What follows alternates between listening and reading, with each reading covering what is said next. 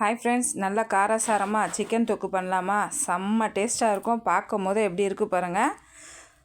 ஒரு 4 ஸ்பூன் தேங்காய் எண்ணெய், அரை ஸ்பூன் சோம்பு, ஒரு கை நிறைய கருவேப்பிலை போட்டுக்கோங்க, பிரிஞ்சி இலை, கடல் பாசி, அதுக்கப்புறம் ஒரு பச்சை மிளகாய், ஒரே ஒரு பெரிய வெங்காயம் போட்டு பாதி வதக்கி எடுத்த உடனே ஒரு 1.25 ஸ்பூன் இஞ்சி பூண்டு விழுது போட்டு ஒரு 3 தக்காளியை சேர்த்து உப்பும் சேர்த்துட்டு நல்லா வதக்கி எடுத்துக்கோங்க.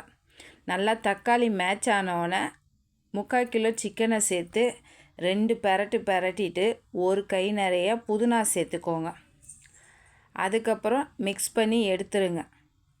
மிக்ஸ் பண்ணி எடுத்துட்டு நல்லா காரமாக வெறும் மிளகாத்தூள் 1 ஸ்பூன் போட்டு மிக்ஸ் பண்ணிக்கோங்க. மிக்ஸ் பண்ணிவிட்டு தண்ணியெல்லாம் ஊற்றக்கூடாது. ஒரு 10 நிமிஷத்துக்கு சிம்மில் வச்சு இது போல் எடுத்துக்கோங்க. நல்லா தண்ணி விட்டுருக்கோம். கரம் மசாலா போட்டு சாப்பிட்டு பாருங்கள்.